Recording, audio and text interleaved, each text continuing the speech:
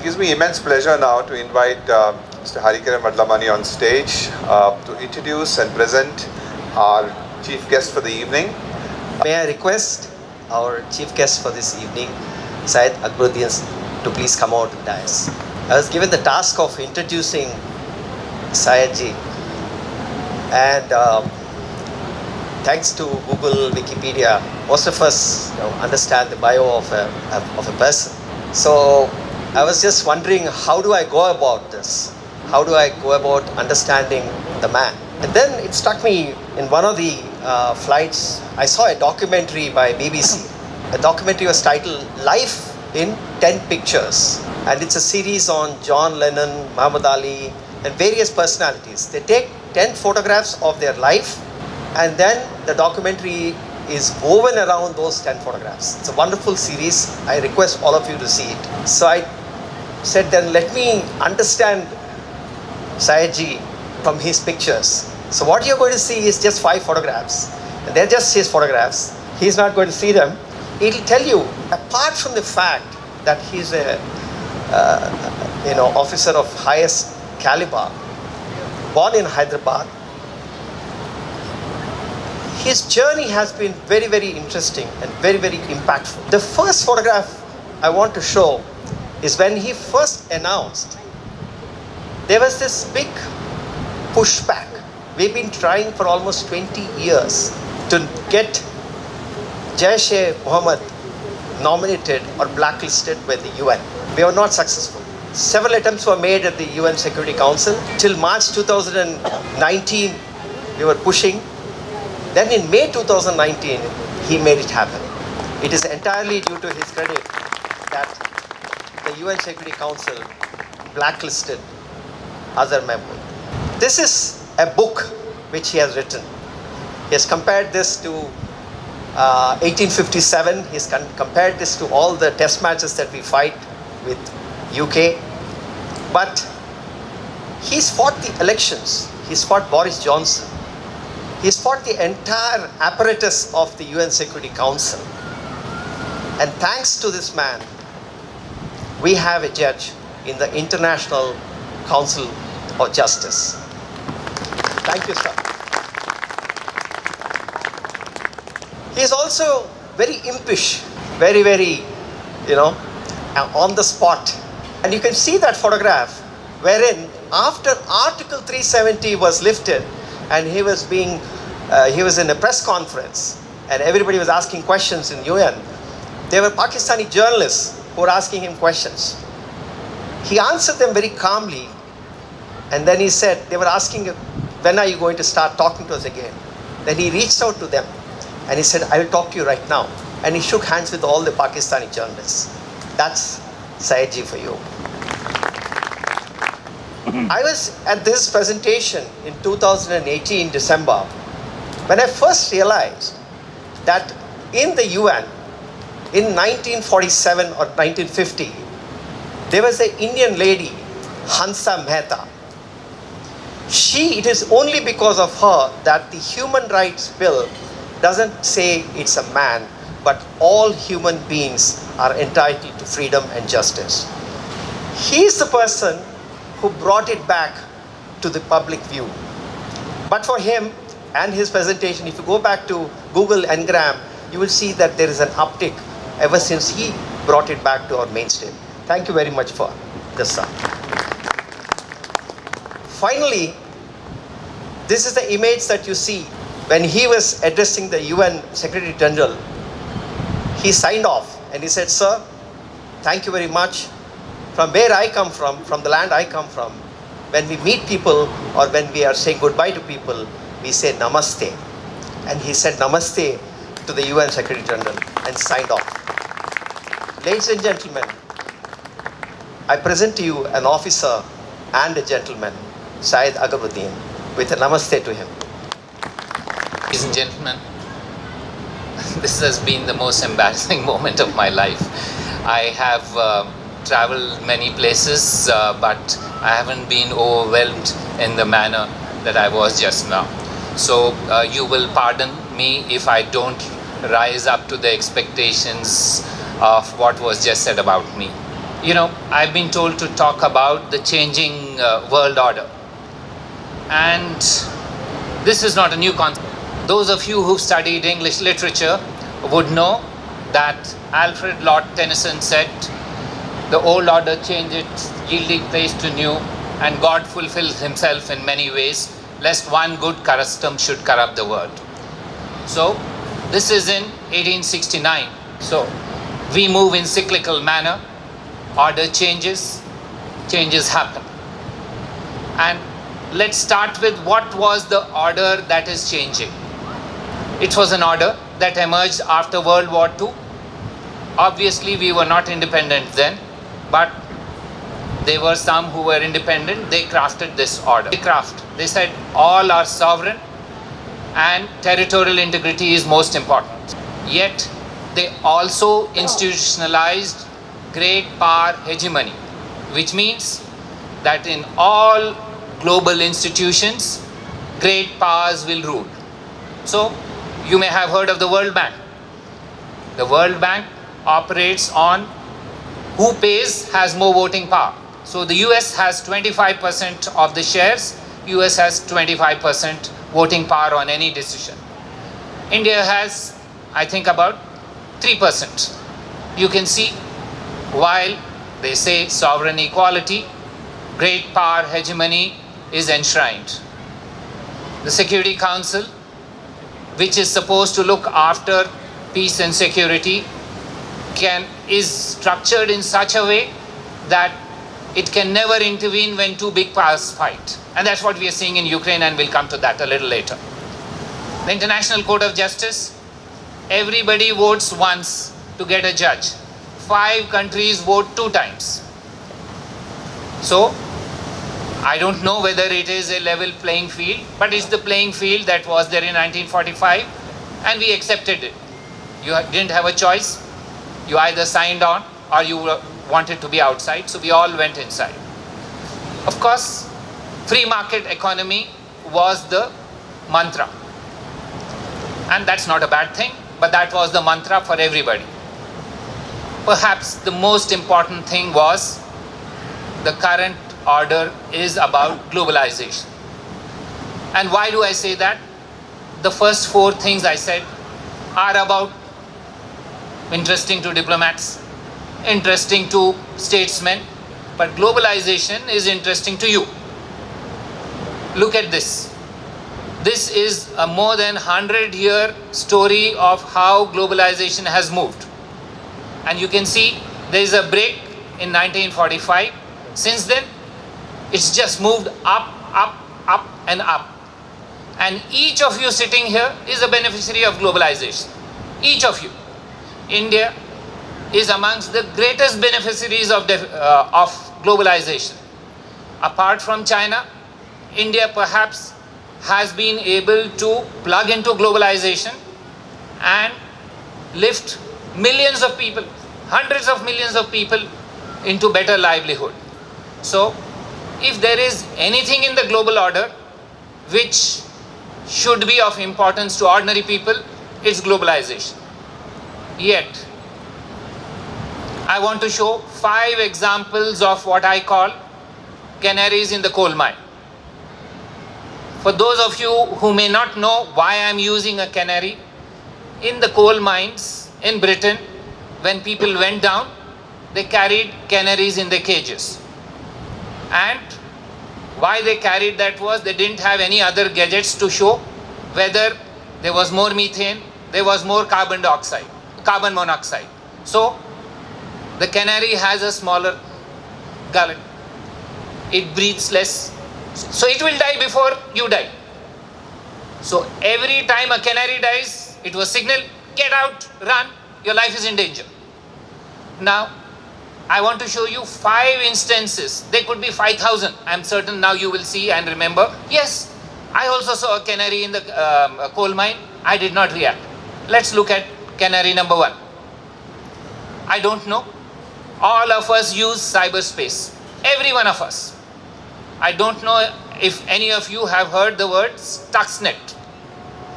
Stuxnets did what if any of us would have done, we would have been in jail. If any country had done it, we would have said it's an act of war. But that's what Stuxnet did. Nobody bothered. What it did was, it infiltrated into the power system of Iran and ensured that all nuclear power from Iran is cut off. It was a virus. Already what was happening was, you were weaponizing cyberspace. It's 12 years ago. Nobody saw this canary. Nobody said, hey, this is dangerous for me. We kept quiet.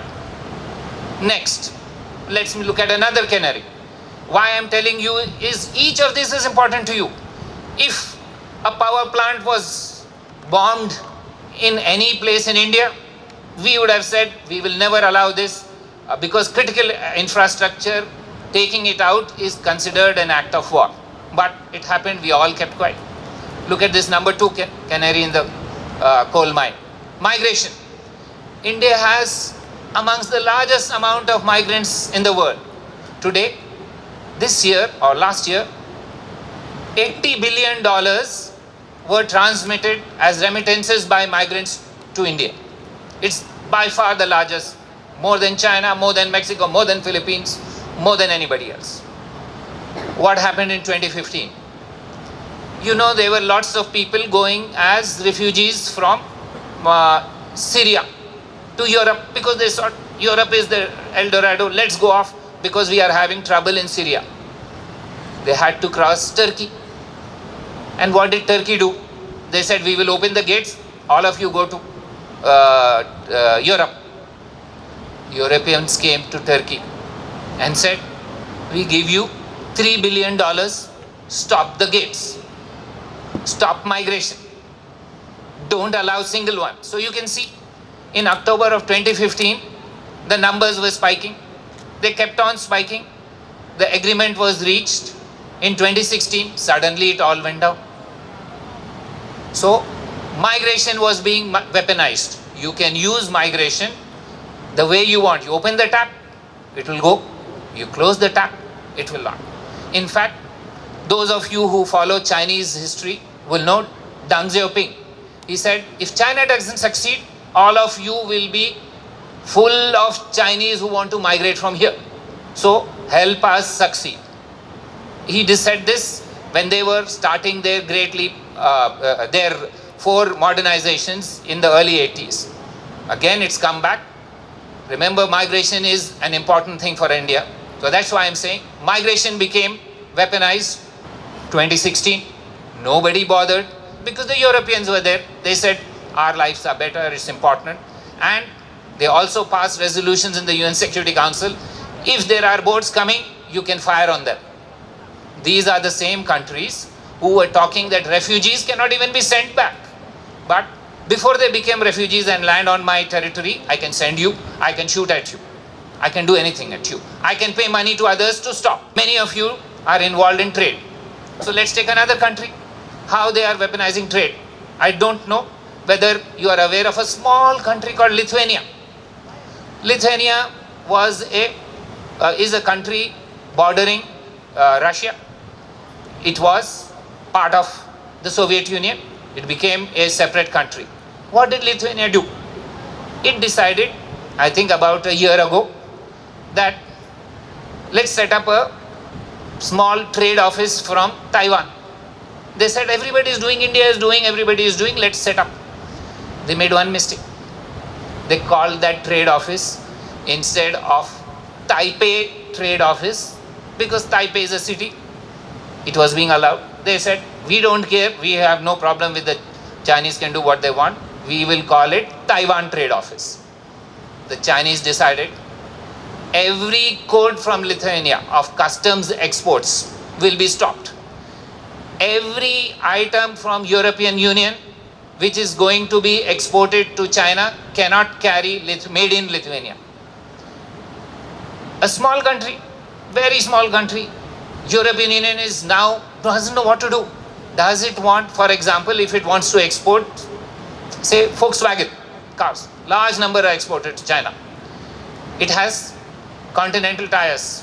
Part of those continental tires are made in Lithuania. So Lithuania is now working out workarounds saying that we are not making it in Lithuania. We are a service center which is providing services to rubber which is coming from somewhere, etc., etc.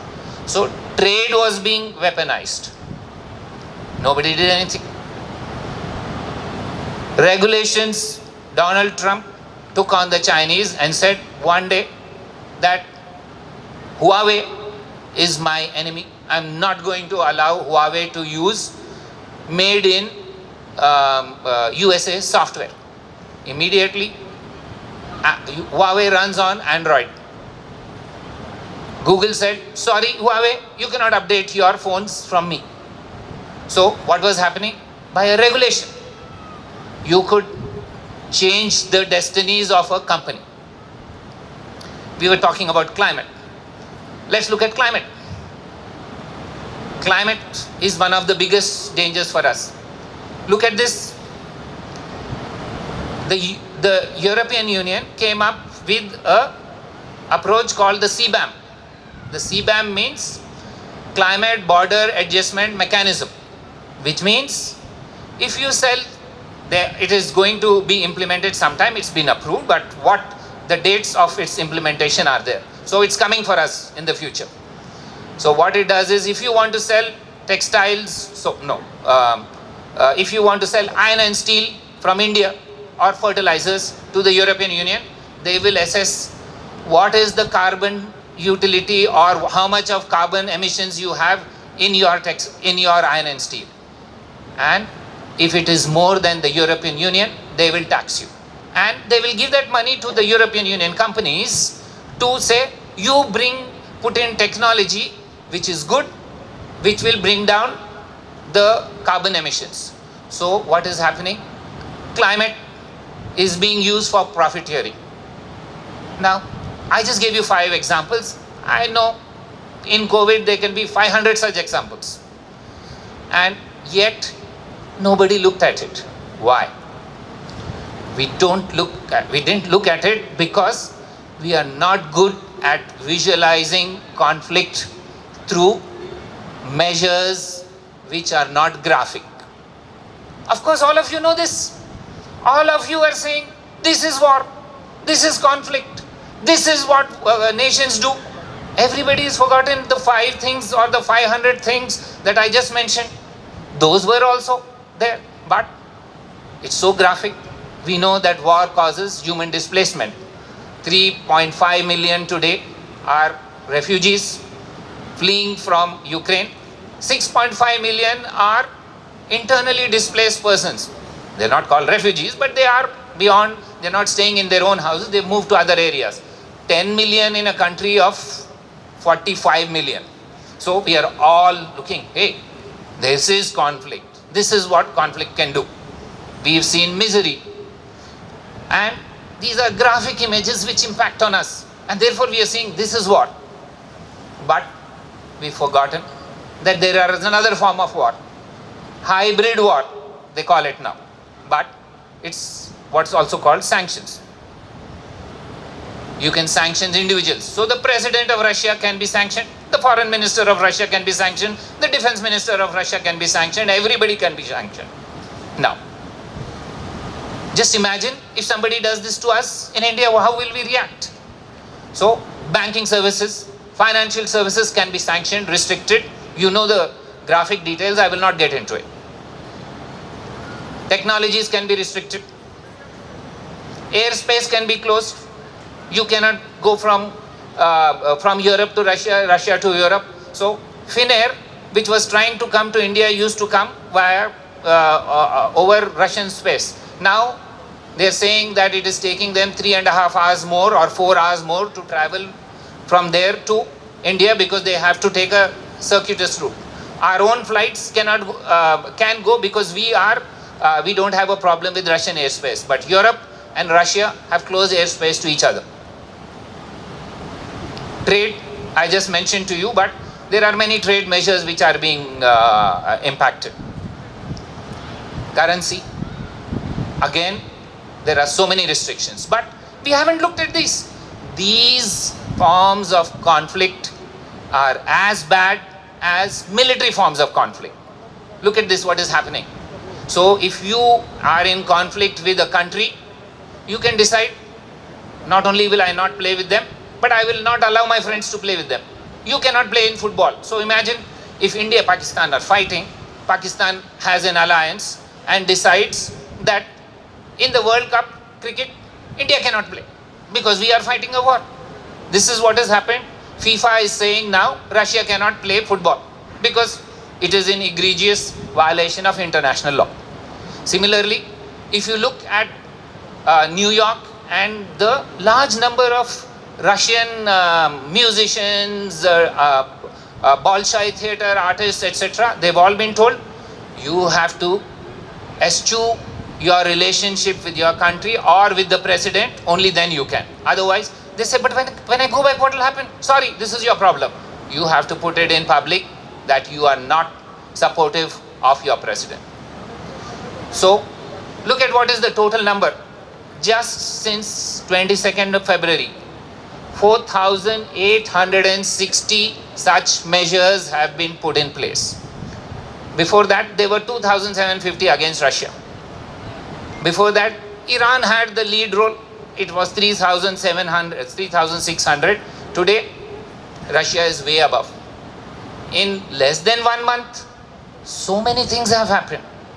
These are all coercive measures, but they are non-military, so we are not even looking at it. So we all remember very well what are the consequences of war. Destruction, disruption, breach of international law. We all know that Russia invaded, yes. Undermining global institutions. No global institution is able to function because it's a clear violation of international law. Economic impacts, you know, perhaps some of you know, who are dealing with some of these things. Wheat prices are going up. Indians are making a little bit of money because we have excess wheat. But whole of Africa is going to have a big problem. Oil prices are going up. It also is pinching us. Liquid natural gas prices will go up because it will impact us. So the point I want to make for all of you as an audience is that, sure, these are the first level consequences of war and humanitarian consequences we've just gone through. These are the first level consequences of war. But there are also other consequences of hybrid wars. The notion of war. What was war? Till now, we knew that war means you have to attack a country. You have to send your soldiers. You have to invade them. Today, is US and Russia at war? Is Europe and Russia at war? No. You don't need soldiers. You need administrators. You need diplomats. You need economists. You need bankers. You need an army of people sitting in air-conditioned rooms, and they can declare war on you while you are there, because we are in a globalized world. In a globalized world, interconnectivity is the key, and it can be weaponized. And that's the bigger point I want to make, that weaponry is not only about what you thought in terms of military weapons, but many things else. Interconnectivity can be instrumentalized to push your goals. Global public services can be instrumentalized. Transport, banking, everything can be instrumentalized and weaponized. Security concerns, which we thought was only war, terrorism, etc. No, they can be new forms. As we looked at, Stuxnet did it. Stuxnet can do something for us also. And obviously there is nobody that is going to redress your grievance, because the world is not fit for addressing problems of globalization. Globalization took off largely after 1990. Many of us benefited. Now those who feel threatened say, we will cut this off. And there is no forum to address this, because we already worked out that the Security Council cannot take on conflict between big nodes. These are nodes. If you are in control of a node, the future is yours. If you have networks, the future is yours. If you don't, you are in trouble. So what do you call this? I know many business people know this term from a business perspective. They call it VUCA. World is full of volatility, uncertainty, complexity and ambiguity. What is the implications for all of you? And I want to end with that. You are now going to be more worried about security concerns except wars. It is normal that many things that are way beyond your control will impact your security. So get ready for it. As business people, you will need to look at those new security concerns that you did not look at in the past. What does that mean? You will hedge, because in an uncertain world, you will not invest as much as you would do because you want to know all the permutations and combinations. What will happen is you don't want to keep it far because you don't know that somebody may take it off. So you will go in for more localization, less globalization.